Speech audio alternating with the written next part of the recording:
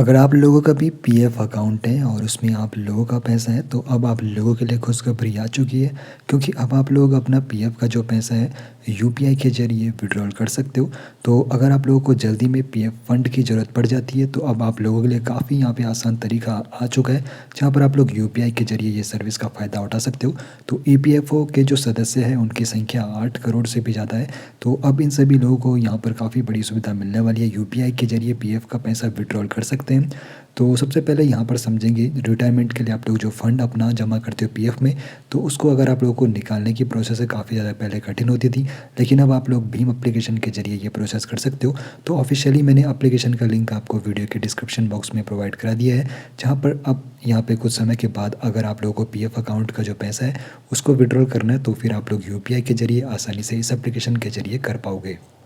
UPI के ज़रिए किस प्रकार आप लोग अपना पीएफ का पैसा निकाल सकते हो तो इसको भी समझ लेते हैं। सबसे पहले आप लोगों को वीडियो के डिस्क्रिप्शन बॉक्स से एप्लीकेशन को डाउनलोड करना है। उसके बाद ईपीएफओ निकासी को आप लोगों को यहाँ पे नेविगेट करना है, फिर अपना बैलेंस देखना है, फिर आप लोगों को जितना अमाउंट विड्रॉल करना है उतना आप लोग वहाँ पर चेकआउट कर सकते हो। तो इसके लिए कुछ नियम भी है जिनको आप लोगों को विस्तार से समझ लेना चाहिए।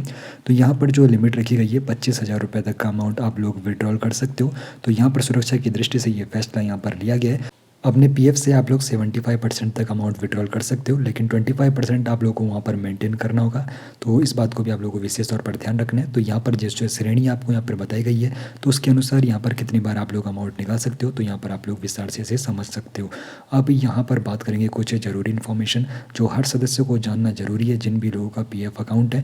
तो यहाँ पर काफ़ी लोगों के दिमाग में ये सवाल भी ज़रूर होगा कि आप लोग पूरा अमाउंट विड्रॉल कर सकते हो। तो जी ऐसा नहीं है, आप लोगों को जो लिमिट मैंने बताई है उसका आप लोगों को विशेष ध्यान देना है। और अगर कोई सदस्य बहुत जल्दी जल्दी वहाँ पर अपना अमाउंट निकालता है तो ऐसे में जो उसकी फ्रिक्वेंसी रहेगी वो भी समाप्त हो सकती है। तो इस बात को भी आप लोगों को विशेष तौर पर ध्यान रखना है। तो अमाउंट लिमिट मैंने आप लोगों को बता दी है, बाकी फ्रिक्वेंसी लिमिट भी आप लोगों को पता होनी चाहिए कि कितना अमाउंट आप लोग कितनी बार आप लोग आसानी से निकाल सकते हो। तो ये सारी इन्फॉर्मेशन आपको ईपीएफओ की ऑफिशियल वेबसाइट पर भी मिल जाएगी। बाकी इसको आसान भाषा में समझाओ तो जैसे अगर किसी को अपने मेडिकल खर्चों के लिए रुपए की ज़रूरत है तो उसको ये पता होना चाहिए कितनी फ्रिक्वेंसी में वो कितना अमाउंट निकाल सकता है। तो अगर आप लोगों ने जल्दी जल्दी निकालने की कोशिश करी तो आपका फ्रिक्वेंसी भी वहाँ पे ख़त्म हो सकता है, फिर आप लोग वहाँ पे विड्रॉल नहीं कर पाओगे। तो ये क्यों मायने रखता है और बचत करने वालों के लिए इसका क्या यहाँ पे महत्व है। तो देखो ऐसे में क्या है, आप लोग रिटायरमेंट के लिए अपना फंड तो बना ही रहे हो, साथ ही साथ आपको ये भी पता होना चाहिए कितना फ्रिक्वेंसी के साथ आप लोग कितना अमाउंट वहाँ पर निकाल सकते हो, ताकि रिटायरमेंट के लिए भी आप लोग का फंड बनता रहे।